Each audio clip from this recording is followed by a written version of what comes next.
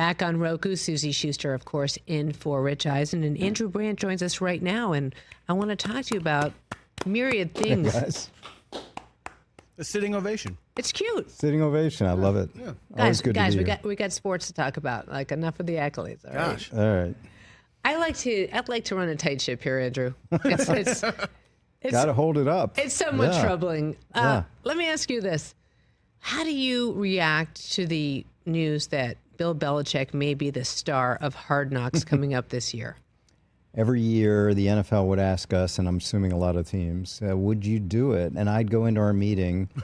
I was with the Packers, of course, and before I got the word Knox out of my mouth, everyone was like, no way. The feeling was always, what is in it for us? Why would we possibly do that? Why would we let them in on information that has no value to us to get out there? And it was so interesting that every time I never got, and I said, well, what about, just the brand, and we have shareholders? And they said, no, never going to do it. And the thing I saw last year, Suzy, was when the Giants allowed them in the off season. Now, one thing during the season, training camp, it's players, but off season, when you make those decisions that are really confidential and proprietary. And when I saw the way that Joe Shane handled that Saquon situation and John Mayer saying I wouldn't sleep at night if we lost him to the Eagles, I'm like, why? Why do that? Why open it up? And, of course, that would be a meme for the rest of the year, including the Super Bowl. I don't get it, why teams do it, and now we see no one would do it. And so they're going to Belichick, who's NFL. And what's so interesting, Suzy, is that this, I think, will be interesting because college sports is turning into pro sports. So instead of negotiating free agent contracts, you're now negotiating NIL contracts. And now with the new House settlement, you're going to be dealing with a salary cap. So it's going to be very similar from the college point of view. Welcome back to the Rich Eisen Show Radio Network. I'm sitting at the Rich Eisen Show desk, furnished by Grainger with supplies and solutions for every industry. Grainger has the right product for you. Call clickgrainger.com or just stop by. Suzy Shuster in the chair for Rich Eisen because, he's at the Combine, that place over there in Indy, and watching 1.5 million people play and get ready for the NFL draft. And breaking news, we have that Matthew Stafford has agreed to a restructured deal to keep him in L.A. This is according to Adam Schefter. Quashes any and all trade speculations per sources. You know, Andrew, how we feel about sources. Like, good friend of yours, correct? Yeah. So what we're basically hearing is that the first domino has fell into place. What's your reaction to that? I predicted that, and not to pat myself, but I thought it was all about what I talk about, follow the money, the business of sports. Matthew Stafford scheduled to make $27 million. It seemed like the Rams said, yeah, we think you're worth that too, but how much more? So they sort of let him gauge the market. Yeah. And somewhere between 27, I thought, and 50, which is kind of the market. Again, the guys making 50 are in their 20s. Matthew's in his late 30s, but he's still a high-level quarterback, hasn't shown decline like some of the older quarterbacks like Wilson and Aaron Rodgers. So they came to a number, it sounds like, and all that talk with the Raiders or Giants, whoever else, was just to gauge the market.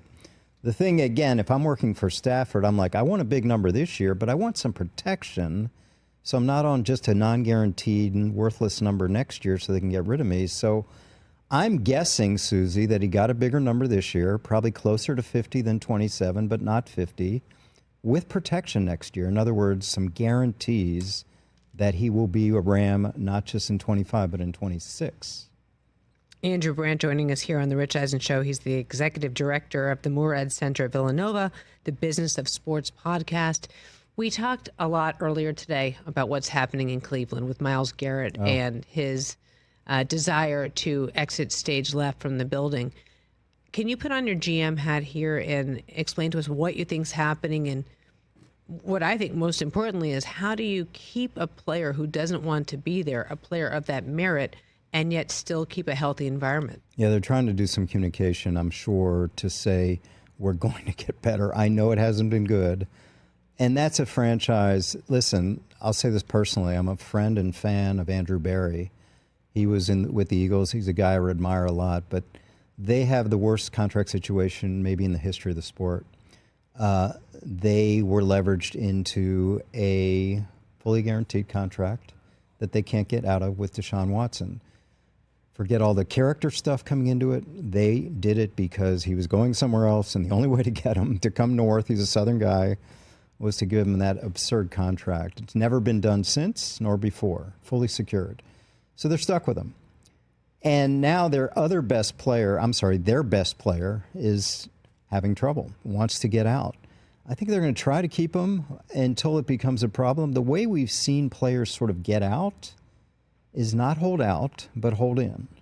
So would Myles Garrett, it doesn't seem like he's this type, but would he show up in August and be a pain in the you-know-what? And unless he's moved somewhere else.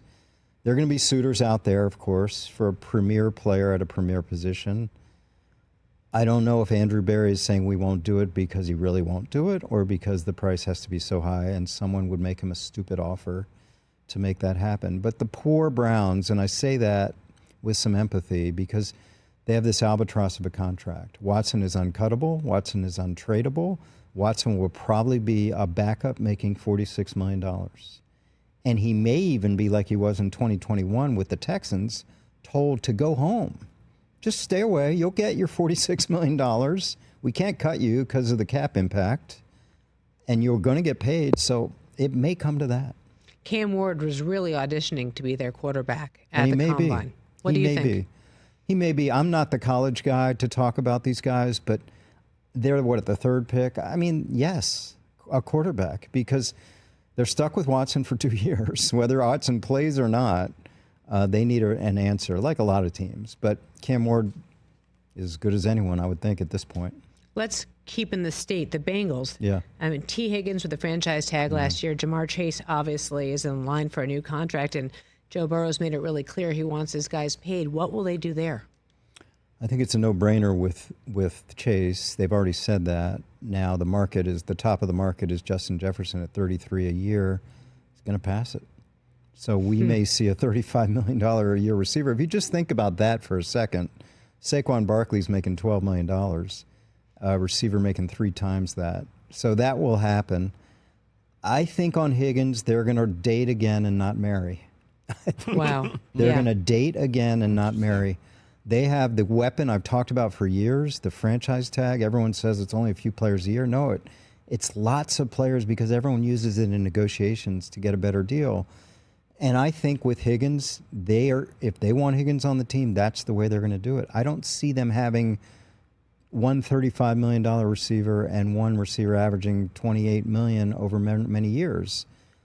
One thing about Burrow is saying he's very NBA-like. You know, we don't see this in the NFL. Like, I want my guys. Like, make that happen, front office. We don't see that. Now, he can do these cap restructures to create cap room, and that just pushes the pain down the road. I know some teams like the Bengals don't like doing that. So we'll see what they do. My prediction, they do a massive contract with Chase, and they franchise tag Higgins again. Yeah, and Trey Hendrickson's due too as well. Another one. I would push back on NBA only in that Tom Brady did the same thing when he was in New England. He did make, and again, I love the association. No, this is no attack on the association. I'm just saying that I think that it seems to me like he's following in that same mold that Tom put out there, like take care of my guys. I'm not saying Burrow wants to take any less money, but I do appreciate the fact that he is trying to create an environment to not only attract players, but to show the guys that he is aligned with them. Did the Bengals not have the cash? I'm just trying to figure out why they structured it like this. They're cash poor. I mean, what people don't realize about the NFL, and again, I was with the only team that didn't have an owner, but there's such a variation. I mean, the Browns, who own the Bengals, are a family business. I mean, yes, they have the asset value of pick a number, $3 billion, $4 billion asset, but they don't have cash. You know, and like when Jimmy Haslam did that deal with Deshaun Watson where we have to front load this funding rule of all future guarantees, they couldn't do that with Joe Burrow. They did a different type of deal which benefited them, so it's not a future guaranteed deal. So I don't see them being able to front load huge guaranteed cash, maybe just for Chase, if that. We're here on the Rich Eisen Show. Suzy Shuster in for Rich Eisen with Andrew Brandt. Rumors, reports, what have you, about Aaron Rodgers talking to the Giants. What do you know about that, and what do you think? I don't know much. Giants expressing interest. Yeah, that is. you know my history with Aaron. Around him a lot in his early days, and it's making me feel old that he's sort of at the end of the line, knowing that, seeing when we drafted him in 2005. I think he's still got time left. People have to understand he's not the Aaron Rodgers of, say, 2015. To me, I'm just looking at it from the Giants' point of view. It's a stopgap, like the Jets. Mm-hmm. Like, nothing against Aaron, but do you want a stopgap? Do you just want to keep trying to... They don't seem like a team that's going to win the Super Bowl.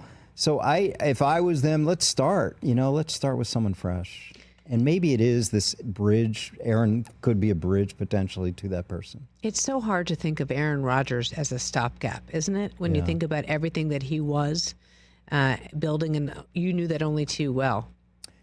I still think he's the best ball skilled, if that's the word, quarterback ever.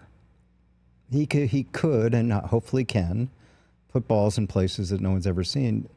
Suzy, when we drafted him, we had our first minicamp practice. I'll never forget. Ted Thompson was the GM, and he deserves all the credit for standing in the face of so much criticism and taking Aaron. And that first practice, 5 days after the draft, we knew a little about him, but he takes sort of a movement out of the pocket and hits Donald Driver on a seam pattern 74 yards out. And Ted Thompson, very unexpressive guy. And I locked eyes, and he gave me a look like, oh, my God, we have him. Like, we have the guy. Those 3 years of keeping him in the bullpen with Brett were tough because him and Brett were not eye to eye. We had Southern Mississippi and California cool, and it was a little bit frosty. And I was dealing with Aaron's people saying, Brett's never going to retire. What are you going to do, trade him? And Aaron and Brett's people saying, you know what it's like to come to work every day? Sit with your replacement? It's no fun. So what people don't realize about these kind of decisions, and it happened to the Packers later with Jordan, you have to manage that. These are people, not just contracts, not just players. There's a lot of management goes on with egos. You know the Packers so well. Why do you think they started the Tush Push conversation this week? I am a fan of the Packers, but I disagree on this. I also like the Eagles. I live down the block from Howie Roseman. I just think what they're doing is trying to legislate against a team. What Mark Murphy said, which I push back on, is it's not a play of skill. If it's not a play of skill, why can one team do it so much better than others? It just seems to be very discriminatory against a team that had all the success. And you talked about this before I came on, but if a player's down the field and all of a sudden this scrum starts pushing him, the crowd loves it, the announcers love it, it's so cool. It seems to me that's the same thing. If you're going to outlaw that, that's the same thing, right? That's a push. People come in. Now there's people on the other side. So the uncanny thing to me about the Tush Push is not that the Eagles perfected it. It's that no one else can. And it can't just be because Jalen Hurts has stronger legs. There's technique or whatever it is. I'm not the X's and O's guy, but why can't it work for other people? Are their quarterbacks' legs too skinny? Is it that simple? I mean, like, why haven't the Packers and other teams been able to do this? Because it's clearly a competitive advantage for the Eagles. And I think it stays. I don't think that passes. And again, we talked about this the last couple of days. If you go back, and I'll send this to you, this link of Neil deGrasse Tyson on NFL Game Day morning, the day of the Super Bowl, that our producer Ken Tolo brought to my attention. You watch this and you see one of the greatest physicists in the history of our country talk about how it's an impossible play to defend because of physics. And this guy has basically, solved black holes, and yet he can't solve the Tush Push. And he says it's just because of the force of the earth and the push of his legs. I mean, go back and watch it. I will send you the link if you are out there and you want to see it. What would he say about these other 30 teams? Well, that's it. That's the question but shouldn't everybody be able to go out there and score? Right. And again, you could say it's the Eagles line and it's Hurts and it's pushing by Saquon Barkley, but to me, that's not the answer. I would love to ask you about the running back position, because this is something Marshall Falk and I discuss all the time. And if you missed that conversation, we did bring it up again yesterday. Go to the YouTube channel, check it out. Saquon, Derrick Henry, Josh Jacobs. Will last year's success with running backs change the way front offices talk about the running back position? I think so. Before last year, we had this really stagnant market for so many years, as you saw, and no one was getting over, pick a number, $8-9 million a year. So Barkley broke the seal with $12-13 million a year. And the success of those ones you mentioned, especially Jacobs and especially Joe Mixon and Derrick Henry, all discarded by their prior teams. Amazing.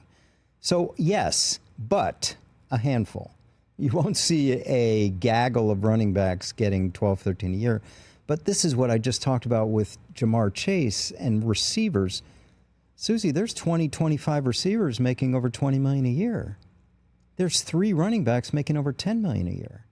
So it just seems to me we have an inefficiency in the marketplace.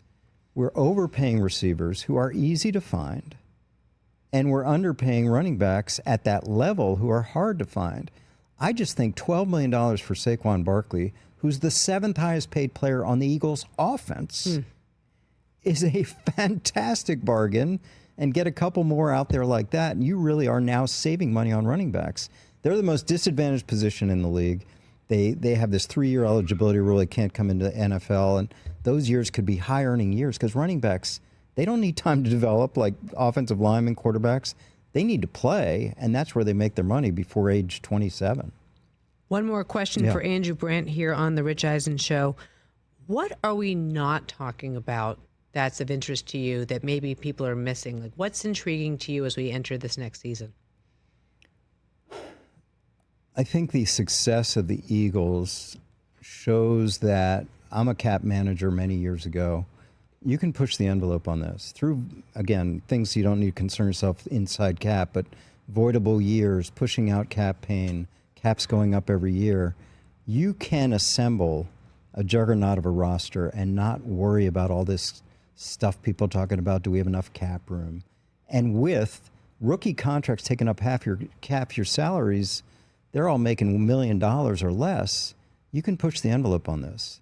Howie Roseman has shown a way that you don't need to be worried about in 5 years, in windows. Push the envelope. You can make this happen, build rosters out in a strong way year to year.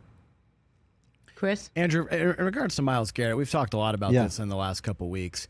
How would you handle, or how did you handle, a player who openly just doesn't want to be there, especially someone of his caliber, just basically saying, like, I'm not coming back? Yeah, I mean, the one issue you can always deal with, good or bad, is money. If it's about a bigger contract, I tried ways to sort of add money to the contract without redoing it, without doing a whole new bonus. But as you talked about, this is more than money. Yeah. This is wanting out because of opportunity and a bad team. And I think what you do is publicly say you're not doing anything, and privately you try to leverage the best deal you can. And that seems what Andrew Berry's doing right now, so. right? No doubt. No, he's got to be working right now, trying to get some deals going. 2 number ones. I mean, these are all the things that you sort of put out there privately, like we're not trading him, and then sort of a stupid offer comes along. Yeah, we couldn't turn that down, offer we couldn't refuse. But Andrew Berry's a good guy to try to sit down and talk to. I just wonder if it's beyond with Myles Garrett. Like Myles Garrett has kind of said it's just not a shared vision. He wants to win a Super Bowl. Doesn't feel like Cleveland is close. Like, what do you think the starting offer is for a guy? Is it 2 number ones plus, or will that just get it done? You know, if I'm a GM, I would want younger players more than draft picks, showing a little bit of play. They're not new to the NFL, and they still have low salaries. So a couple cost control players who I'd say in their first, second, third year that have shown promise, and a draft pick too. So I'm guessing a number 1 plus a young player or 2 that has promise, ascending and cheap. And why is Howie Roseman going to make this deal? Well, that's the guy. Again, when you talk about the A.J. Brown deal, not afraid, nothing's too big, and he's going to be front and center whenever these deals come up, especially with Josh Sweat being a free agent. So you don't believe that he'll be in a Browns uniform? Deadlines spur action, whether the deadline's the draft or start of training camp. Gun to my head, yes, I think they move him for a big package. Andrew, big package. as always, thank you for your time. Thank you, The Suzy. voice of reason, Thank you, guys. indeed. Catch the Rich Eisen Show live weekdays from 12 to 3 p.m. Eastern on Roku Sports Channel in the U.S.